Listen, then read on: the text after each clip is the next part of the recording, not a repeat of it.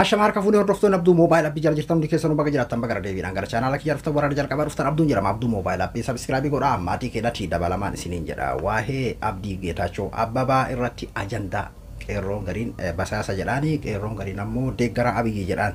Kanarratti ammoo inni isaa tokko kaa deebisaa kenneeti jira.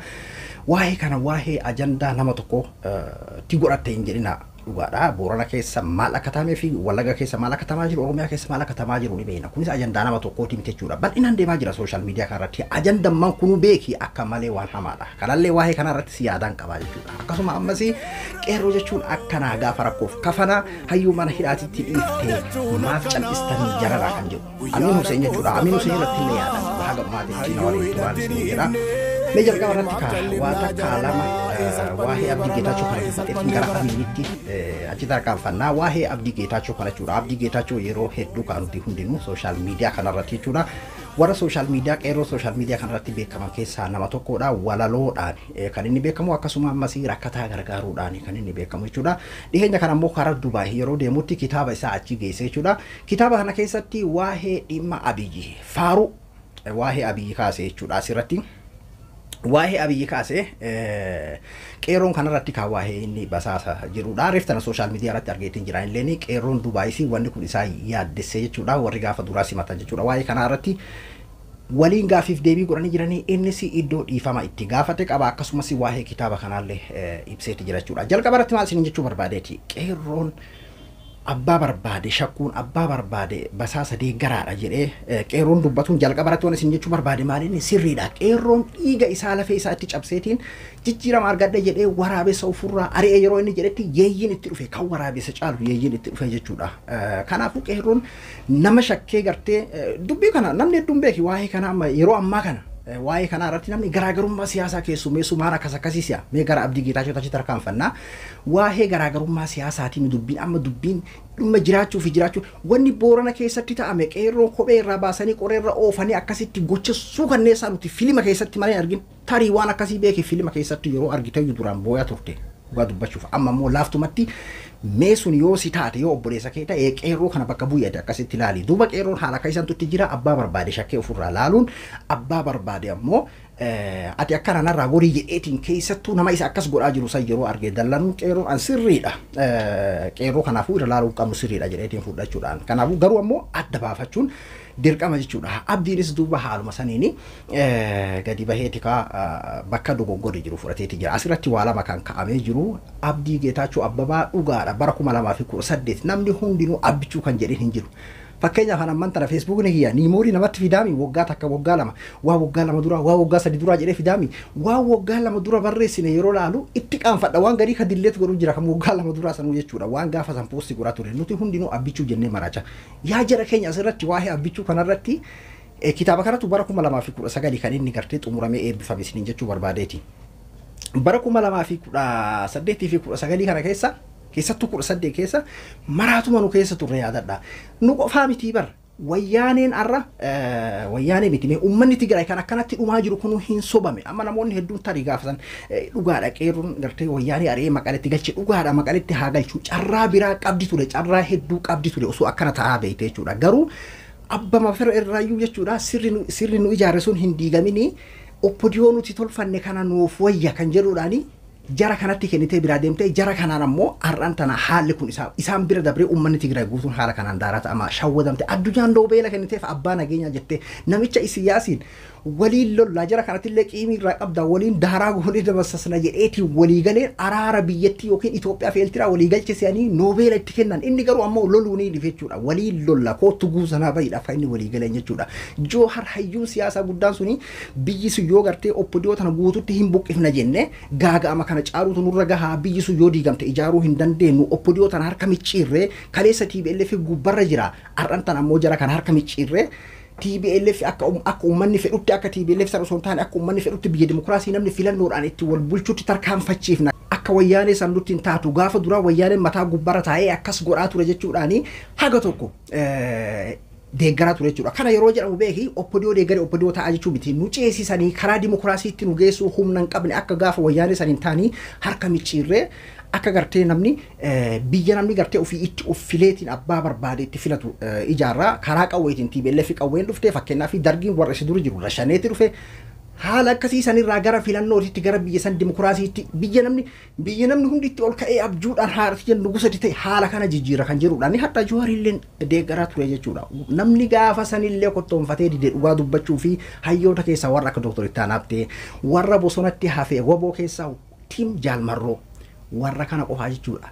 Kana alatti hatta waboolleen gimmaashni biyyatti gale amman tana maal keessa jira waboon araarsoo biqilaa fa'aa bararraa sadarkaa itti gaafsan sobamu bira yuuda bire bitamee sadarkaa itti abaa'oo maal jedhanii hoteelsan Hilton moo maal jedhanii hoteelsan maqaa hoteelaatiin waamamanii biyya hagan takka yeroo diqqeeffaman keessa bara 2018 waan akkasiisan keessa ture isin jechuu barbaadeeti. Abdii Geetaachoo illee bara 2019 katabe kan jedhu kitaaba sanii gaafa san katabe kan jedhu deebisaa kennee jira. Waan gaafa sanii irratti eenyuun wal komachuu hin danda'u jechuudha. Akkuma isiniin jedhe hatta TPLF yoo shawwadamte jechuudha. TPLF gaafa san sirna yaadii kana diidee koota mootummaa cimsaa dhaabbadhaa hojjechuu dandeessi uummataa yoo of dadhabde akka gartee as keessaan as bahee fakkeenyaaf warra akka amma OPDO kun jara kan akkanan goone koota uummata mootummaa cimsaa ijaaradhaa hayyee nuti qaarii uummataa ni goona jechuu dandeessi. Sirna san diidee bira deemuu dandeessi. Osoo diigee wani deemteef OPDO dhatee itti kennattee bira deemtee haala saniin daaraa taate. Lammaan kan gartee akkuma abiyyetti jechuudha wayyaaneen guddifte kan gartee tikaa keessa ture kan waraana keessa ture kan uummata biratti jaalatumti argate kan haga tokko OPDO ta'uu sabboonummaa qabu sunu shawwadamee ofii isaatiifuu uummata nyaachisee ofii illee nyaatame hedduudha isin jechuu barbaadetti bara 2018 namni abbichuu hin jedhin warra amma isin jedhe kana malee hin jiru jechuudha. Kanaafuu Abdii Geetaachootis gaafa kana katabe jechuudha kitaaba kana. Kanaafuu inni bira ammoo maaliif ka gaafsan katabame osoo haaromsin ajandaa godhattee Dubaay nuuf fiddee eebbisiiftee wanni bara 2018 har'an tanan jiru har'a dhimma dhiigaati wanni Boorana keessatti ta'ame waa'ee siyaasaatiin yaa jara keenya dhimma namummaati dhimma jiraachuu fi jiraachuu dhabaati namni manaa gadi baafamee mana hidhaati gadi baafamee bakka rashanamutti waggaa sadiin kan haalli godhamaa jiru dhimma namummaati dhimma siyaasaatii miti jechuudha.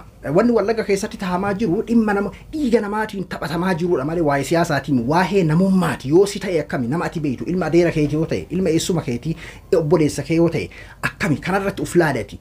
Nama tokko jirama ijoollee bilisiginnaa deeggaran yeroo takka na ajaa'ibsiisan coraa akkamii rabbiin akka isaanii kenne mootummaa dabruuf jedhanii shanee irratti tarkaanfii fudhatanii maaliif hogguu jiran odoo fakkeenyaaf nama ati beektu obboleessa kee ta'e hoo osoo ilma kee ta'e hoo akkami waan jedhu laaluu qabdan jechuudha. Kanaafuu yeroo har'an tanaa kanatu jira qeerroonis kanaaf komate ummannis kanaaf jechuudha kan abdiin komate haalli gaafa bara 2018 jiru har'a hin jiru har'a mirgi namummaadha haala saniin sarbamaa jira waan ta'eef har'an tanatti maanuuf fidde ka jedhu irratti illee ani gartee isaaf hin dhufne haajaa biraatiif dhufee garuu Dubaay eega dhufee kitaaba wanni jedhamu ajandaa hedduu of keessaa qaba.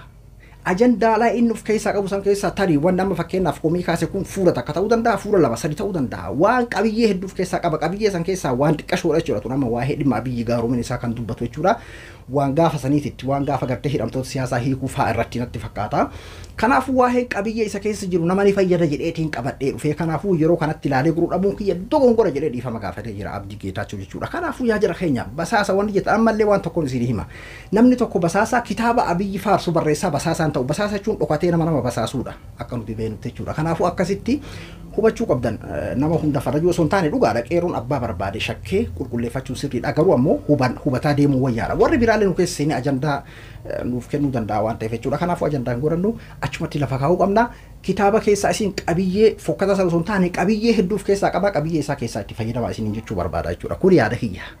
Amin Hussein waa'ee Amin Hussein kachi tarkaanfannaa Amin Hussein guyyaa lama eega bahee nama kuma 40 wayii qofa jechuudha haga ammaatitti kan laalame sirbi kun sirba gartee yeroo hedduu waa'ee sirba siyaasaa kanarratti jechuudha. Qeerroo jechuun akkana gaafa rakkoodhaatiif kafana hayyuu mana hidhaatitti dhiifnee maaf callisinaa jiran kan daarekti ciigoodhaan illee miti jechuudha kan sirbe qinee baana sanii illee miti jechuudha. Amin Hussein daarekti madaa kee quuqaa kee sirra buqqisee dhimma dhuunfaa isaa dhiisee dhimma sabaa qabate artistoota waa'ee sabaa qabatanii dhufan yeroo hundayyuu jechuudha.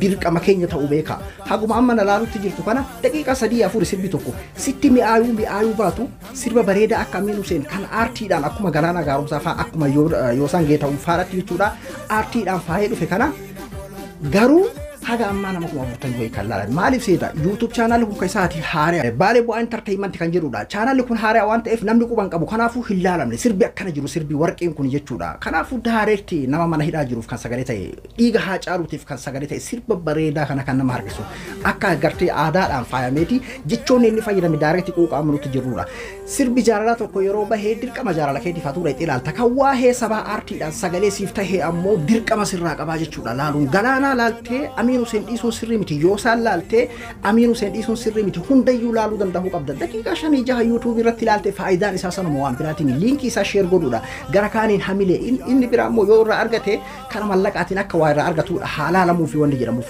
inni tokkoffaan hamileedha aartiin hamilee barbaada wanni kiyya kun sababa biyya biratti jaalatame yeroo jedhamu mallaqa biraatu irratti sii kafala yoo qabaate amala aartiidhaan anin beeka aartistoota hedduu walitti dhiyaanna waan ta'eef mallaqa irraa argachuu siifuu ni kafala hamilee barbaada waan ta'eef jechuudha maaliif aartistiin biraa akkamitti gadhufa Amiin Hussein irraati guyyaa lamatti miiliyoona laaluudhaaf maaltu xiqqaata maaliin kan galaanaa gaarumsaa jala jira maaliin kan yoo san jala jira kana yeroo siin jedhu beeki wal madaalchisuu yookiin ammoo walitti hinaafsisuu jechuu kiyyaa miti hundayyuu danda'uu qabna hundaa baadhachuu danda'uu qabna akkuma Fayyisaa laalletti kanallee laaluu qabna akkuma Galaanaa laalletti kanas laaluu qabna artistoota hundayyuu keessattuu kan waa'ee sabaa qabatanii dhufanii dirqama keenya natti fakkaataan akka kiyyatte jechuudha Amiin Hussein ammayyuu seeraa laalaa baalee entertainment jira anillee liinkii isaa sheer godhee jira afaan isinii himuu ofaa miti liinkii sheer godhee gahee kiyya bahadheetiin jira jechuudha isinillee liinkii isaa Facebook irratti sheer godhaa social media qabdan irratti sheer walii godhaa laalaa daqiiqaa 5-6 laaltee laayikii gootee bira baate gahee kee fixattee jirta Amiin Hussein jajjabeessitee jirta yoo galii irraa argates galii isaa haga dandeettu achi qooddee fi jirta jechuudha kanaafuu haala sanii wal haa jajjabeessinuu isiniin jedha ani Abduu Moobaalaa birraay